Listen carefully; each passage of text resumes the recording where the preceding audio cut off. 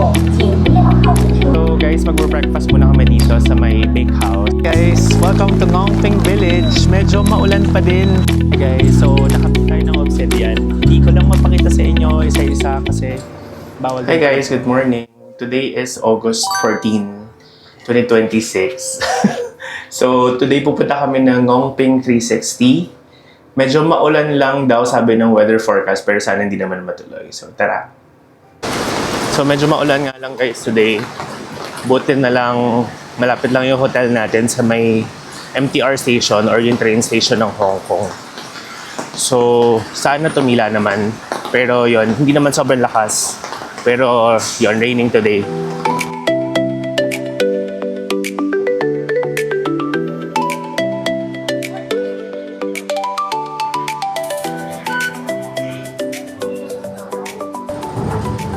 So guys, mabilis lang yung mga escalator dito sa trains ng Hong Kong. So mag-iingat kayo, especially if may kasama kayong mga senior. Mabilis siya. So I suggest napin nyo na lang kung saan yung mga elevators.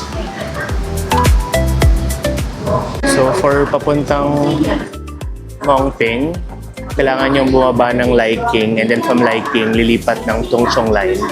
So yung Tung Chung, nandun yung Ngongping 360 na terminal. So either mag-bus kayo doon or sumakay kayo ng cable car.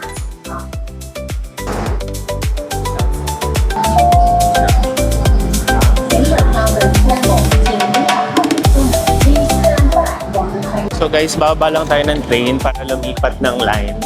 So Tung Chung Line yung sasakyan natin. So ito rin yung lilipatan nyo pag pupunta kayo ng Disneyland. So yung Disneyland train, dito siya sasakay papunta dun sa Disneyland Resort Line.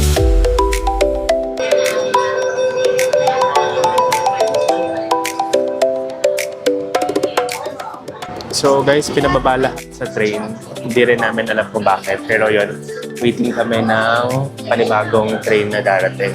So nandito kami sa may Qingyi Station.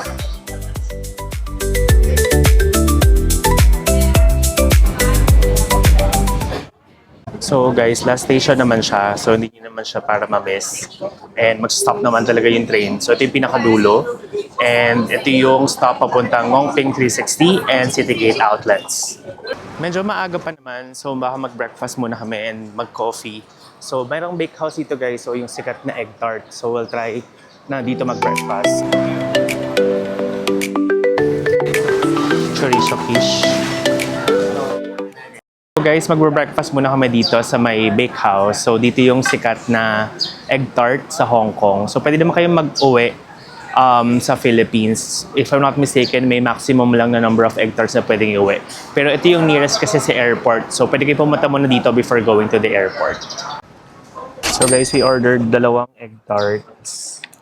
And then, isang flat white. And then, Americano flavors. And then, ano to? Isang quiche. Isang chorizo quiche. Sarap. Sorry.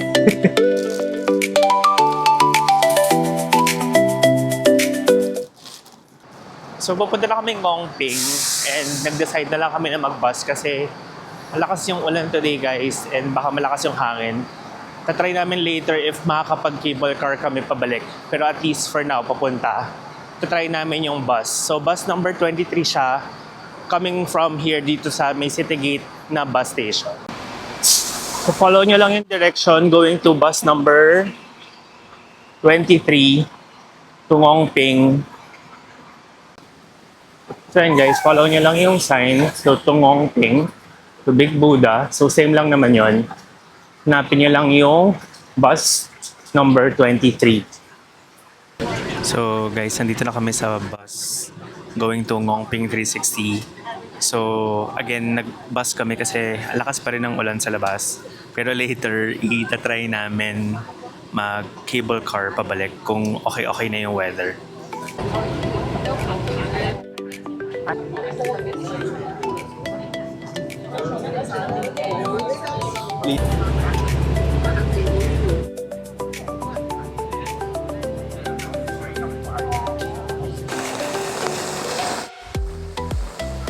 Guys, welcome to Ngongping Village. Medyo maulan pa din. Actually, hindi medyo. Malakas yung ulan. So, ayan, kitang-kita nyo, sobrang mafog. Good side about it is medyo malamig today. Kahapon kasi sobrang init. Pero ayan, yung baba ng bus is sa mismong Ngongping Village na. So, kung gusto nyo mag-cable car, dun pa siya sa may bandang dulo nito, yung bababaan nyo. So, pag nakita nyo yung arc na to, ito na yung entrance papuntang Buddha. Big Buddha. Actually, ito siya guys, not sure kung nakikita nyo. Pero sobrang nako-cover siya ng fog. Pero ayan siya, yung Buddha. And doon may stairs, banda doon sa may dulo. Puntahan natin, pakita ko sa inyo.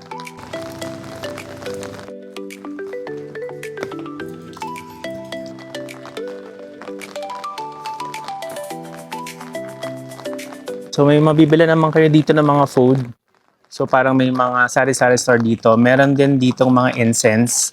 So doon sa may temple later, pwede kayong magsindi ng incense doon and offer a prayer. So ito na yung giant Buddha guys. Na-clear up yung fog. Thank God. So at least kita na siya from here sa baba. So dito banda yung stairs going up. May 268 steps para makapunta doon sa taas. Yung stairs going to the giant Buddha, again, 268 steps yan, papunta sa taas. And then sa taas, if you're not mistaken, may mga maliliit na Buddha din kayong makikita. So parang small museum or small temple siya doon sa may taas. Ito sa may tapat lang nung giant Buddha guys, yung entrance going to the Polin Monastery. So dyan pwede kayong mag-light up ng incense, offer a prayer. Diyan din kami bumibili ng mga lucky charms or yung mga obsidian, yun, pwede kayong mag-check. Later, pakita natin sa inyo. So ito guys, yung Polin Monastery. So direct translation, if I'm not mistaken, is parang precious lotus. So nandyan, again, may mabibili kayong mga lucky charms, mga bracelets, necklaces. So pwedeng incense. So dun sa kanina, or dito, may nabibilan din naman ng incense. So pwede kayong mag-offer ng prayer, ask for wishes. So, dyan mismo sa location na yan.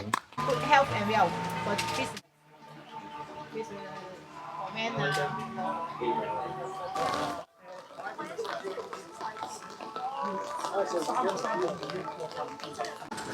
Hi guys, so nakabili tayo ng obsidian. Hindi ko lang mapakita sa inyo isa-isa kasi bawal din pala mag-video and photo. Pero ito siya.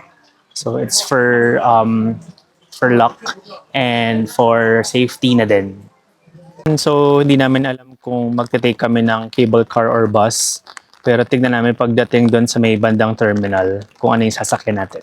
So, this August, meron silang limited time na pwede kayong sumakay ng cable car sa gabi. Pero I think hanggang August 2026 lang yun. And limited time lang, meaning hindi siya everyday. So, check nyo na lang sa schedule ng Ngongping 360 na website kung everyone yun if you're coming here this August. Another souvenir shop. And then, dito sa kaliwa niya, dito yung Starbucks dito inside Ngongping Village. Babas kami. Malapit lang to dun sa may LED lights or malapit dun sa may Starbucks. So, babalik tayo ng Citygate outlets. Same bus naman yung sasakyan pabalik to Citygate. So bus number 23 pa din.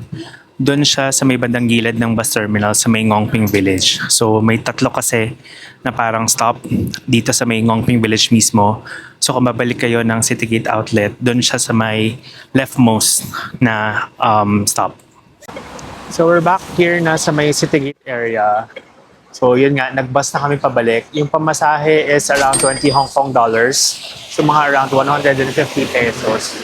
So kayo, kung mas gusto nyo mas tipid compare sa cable car, kasi cable car is parang 1/6 yung round trip, no? So kung mas gusto nyo na mas matipid na way, pero mas matagal lang ng kaunti, around 30 to 45 minutes, okay din na mag-bus going to Ngongping. Going to Ngongping and then pabalik ng Citygate. So mag-lunch lang kami guys, gubne, since na-crave kami ng fried chicken. Dito na kami guys sa Gubne. And sa mga nagsasabing mahal kumain sa Hong Kong, ang masasabi ko lang, mahal talaga. Kasi yung order namin, chicken, rice, saka isang Coke Zero.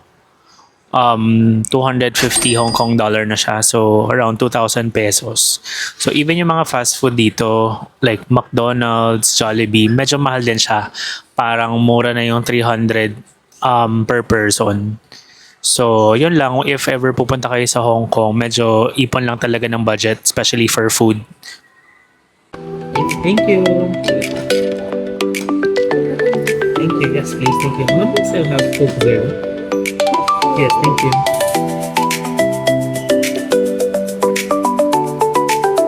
So, nag-iikot-ikot lang kami dito sa may City Gate Outlet. And marami rin kayong makikita mga deals, mga 30% off, 50% off, iba-ibang store. So, kung ma-shopping kayo, punta kayo dito sa may City Gate Outlet.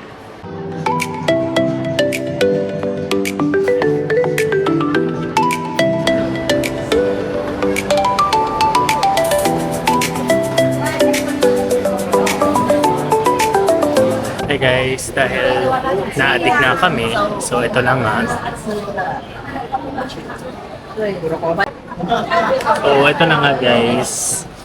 Apat na egg tart. So, per egg tart, 14 Hong Kong dollars. Tapos, umorder din ako ng isang mango sago na bolo bao. So, ito yung merienda namin for today. So, pabalik muna kami ng hotel. Then, mamaya, pupunta kami ng K11 Masaya. Hi guys, so change of plan. So, pupunta na lang kami ng Haisan Place sa Causeway Bay. Kasi may target kami na tignan na bag. So, kung may pupunta pa kaming iba, tignan na lang natin.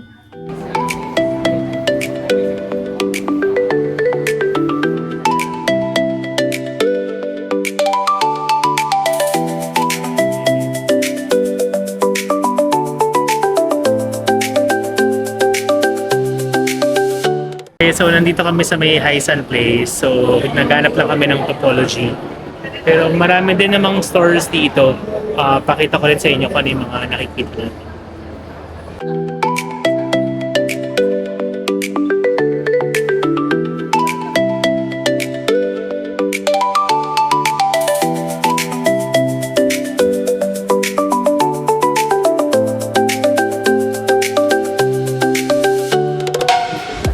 So ito yung nahanap namin na store guys. So kung familiar kayo sa brand na Blanc Noe, so separate yung bag niya, separate din yung strap na bibilin.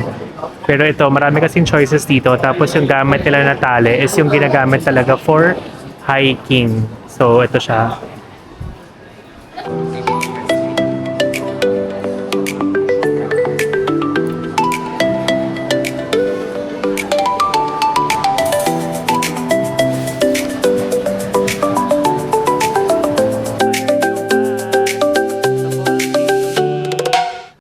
Hi guys, so we're on our way back to the hotel na.